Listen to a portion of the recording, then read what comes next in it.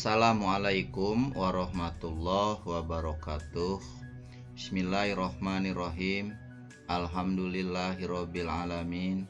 Allahumma sholli ala Muhammad wa ala ali Muhammad.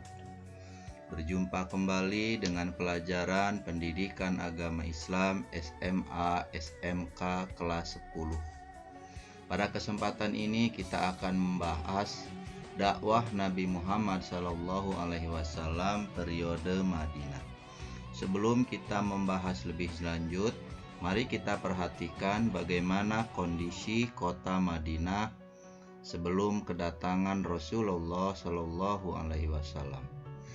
Kota Madinah memiliki oase-oase yang digunakan untuk pertanian, untuk mata pencaharian penduduk bertani, berdagang, dan beternak. Penduduk Yasrib sebelum kedatangan Islam terdiri atas dua suku bangsa, yaitu bangsa Arab dan bangsa Yahudi. Kaum muslimin berhijrah. Hijrah secara fisik dalam sejarah Islam dilakukan dua kali, yaitu hijrah ke Habsyi dan ke Madinah, karena adanya kekejaman kaum musyrik Quraisy terhadap umat Islam pada saat itu. Orang Quraisy Mekah setelah mengetahui bahwa kaum muslimin banyak yang sudah berhijrah ke Madinah, mereka bermusyawarah untuk menghadang kekuatan kaum muslimin, dan akhirnya mereka mengambil kesimpulan bahwa Nabi Muhammad SAW harus dibunuh. Kehadiran Nabi Muhammad SAW di Madinah setelah melakukan perjalanan jauh dari Mekah ke Madinah, Rasulullah SAW akhirnya sampai ke kota Madinah. Setelah kehadiran Rasulullah, nama kota Yasrib berubah menjadi Madinatul Munawwarah, artinya kota yang bercahaya.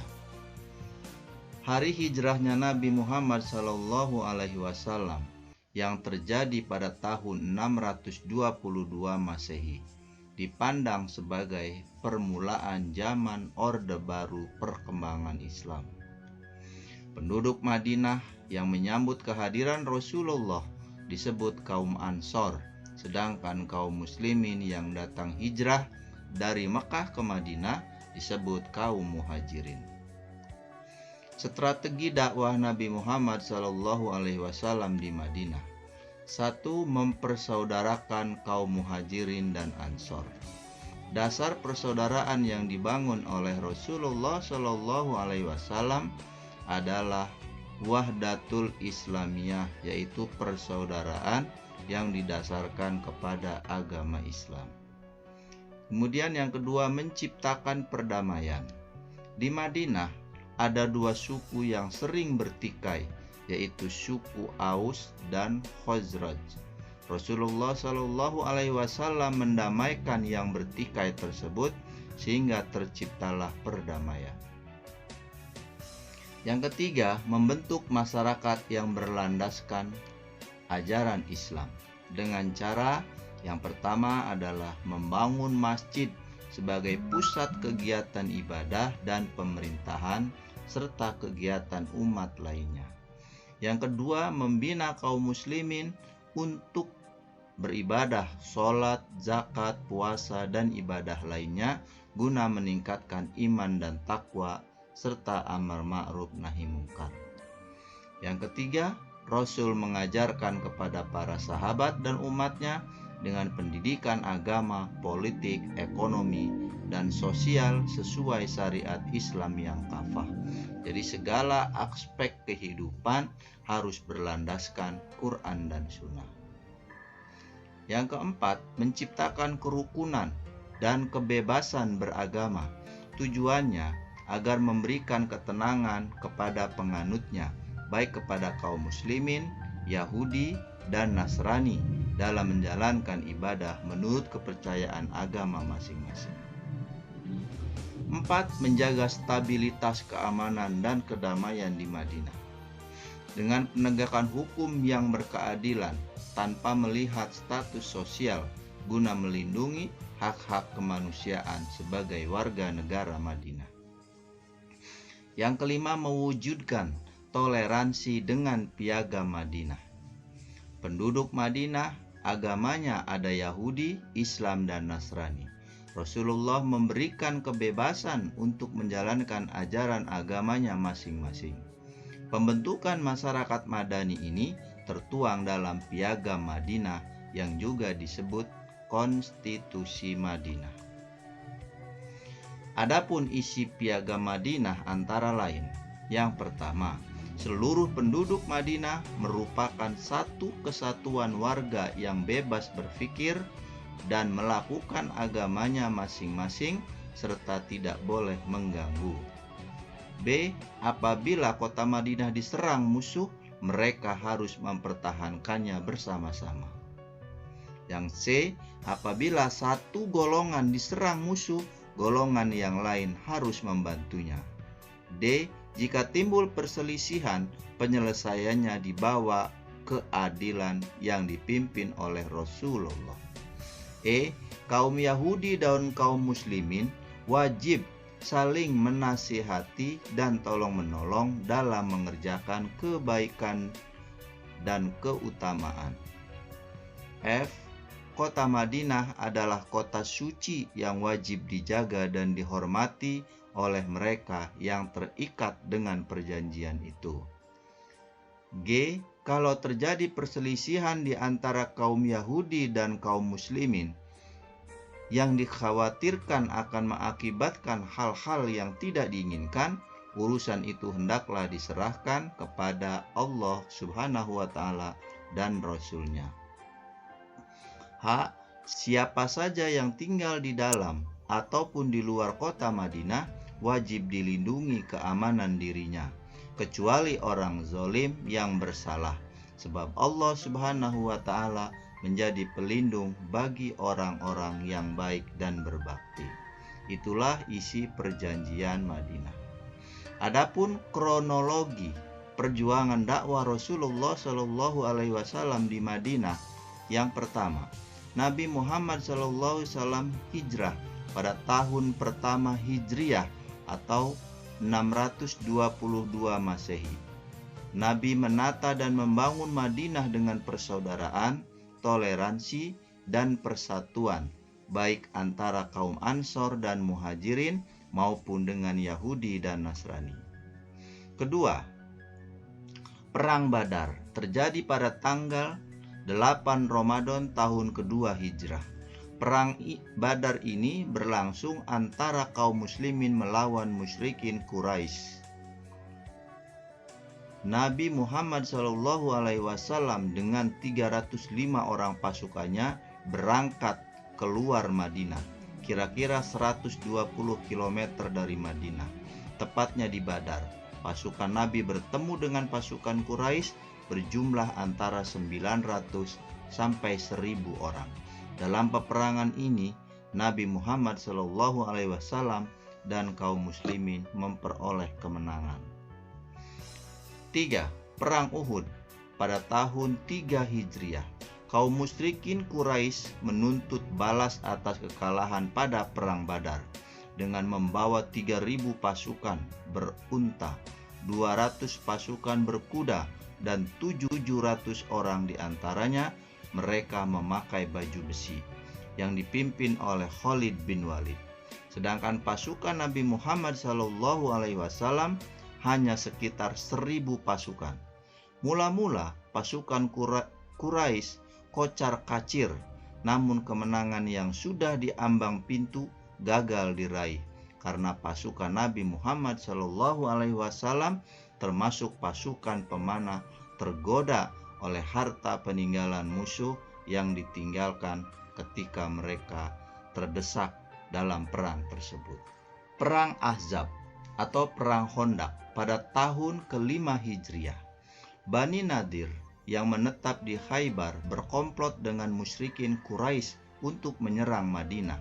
Pasukan gabungan berkekuatan 24.000 pasukan atas usul Salman Al-Farisi, umat Islam menggali parit untuk pertahanan. Oleh karena itu perang ini disebut dengan perang Khandaq atau Parit. Selain itu, perang ini disebut dengan perang Ahzab atau beberapa sekutu.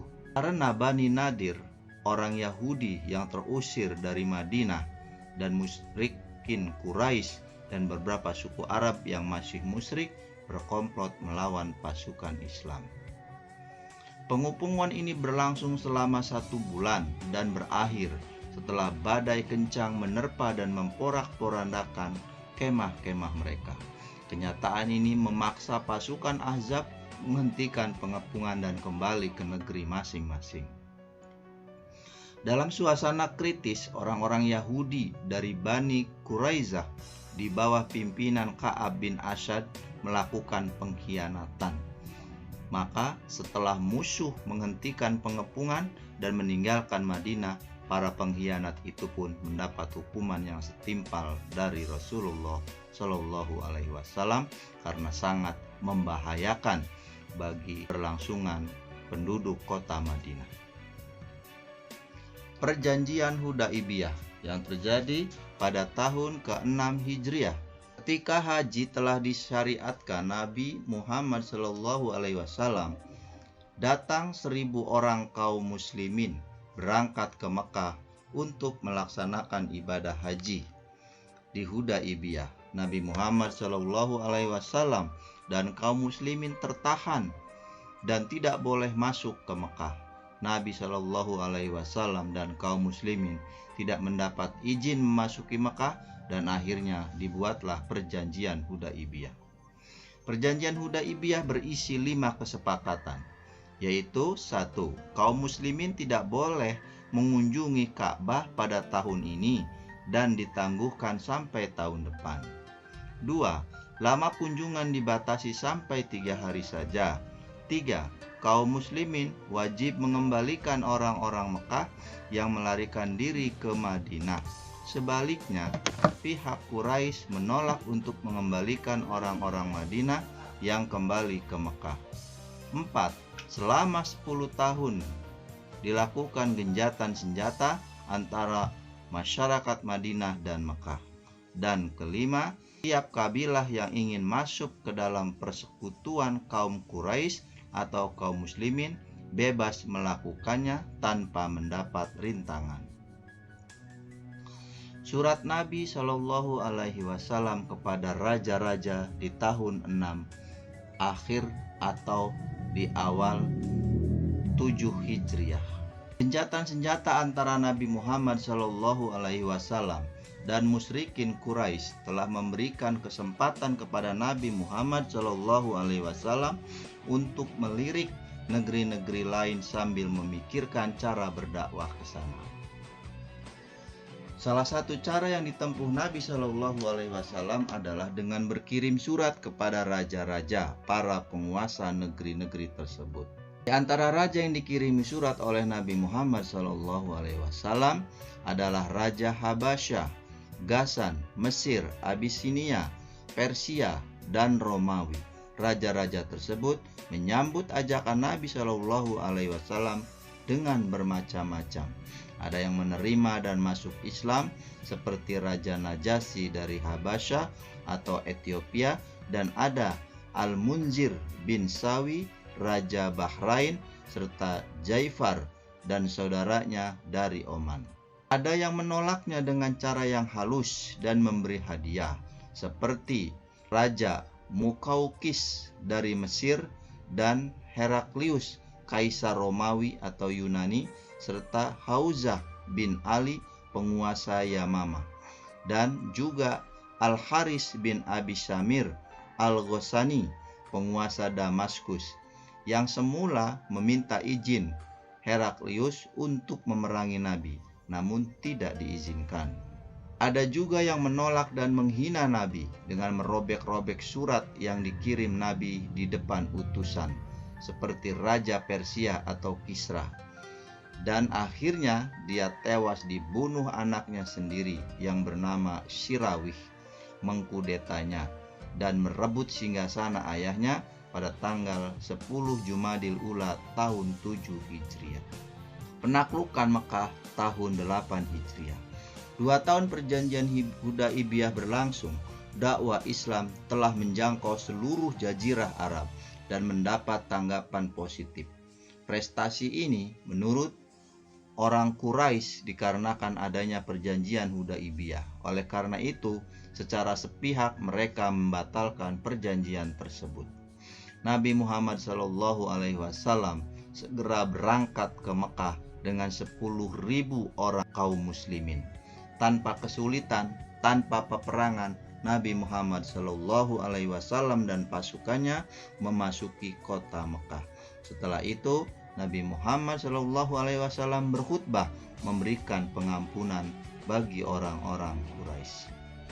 Dalam khutbah itu Nabi Muhammad SAW menyatakan, siapa yang menyarungkan pedangnya, ia akan aman. Siapa yang masuk ke Masjidil Haram, ia akan aman. Siapa yang masuk ke rumah Abu Sufyan, ia juga akan aman. Setelah khutbah itu, penduduk Mekah datang berbondong-bondong dan menyatakan diri sebagai muslim. Sejak peristiwa itu, maka Mekah berada di bawah kekuasaan Nabi Muhammad SAW.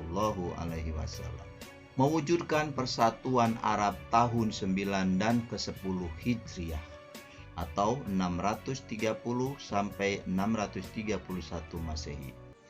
Keislaman penduduk Mekah memberikan pengaruh yang sangat besar kepada suku-suku di berbagai pelosok Arab.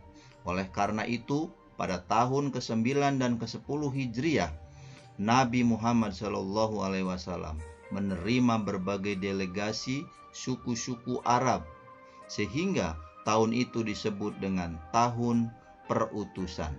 Sejak itu, peperangan antar suku telah berubah menjadi saudara seagama dan persatuan Arab pun terwujud. Wafatnya Nabi Muhammad SAW pada tahun 11 Hijriah. Nabi Muhammad SAW kembali ke Madinah. Ia mengatur organisasi masyarakat Arab yang telah memeluk Islam. Petugas keamanan dan para dai dikirim ke daerah-daerah untuk mengajarkan Islam, mengatur peradilan, dan memungut zakat. 2 bulan kemudian Nabi Muhammad SAW jatuh sakit, dan pada tanggal 12 Rabiul Awal 11 Hijriah bertepatan dengan 8 Juni 632 Masehi, ia wafat di rumah istrinya Aisyah. Demikianlah perjuangan dakwah Rasulullah SAW yang dimulai dari hijrah ke Madinah hingga akhirnya beliau menghembuskan nafas yang terakhir Nabi. Semoga bermanfaat, lebih kurang mohon maaf. Wabillahi taufiq wal hidayah. Wassalamualaikum warahmatullahi wabarakatuh. Sallallahu ala Muhammad.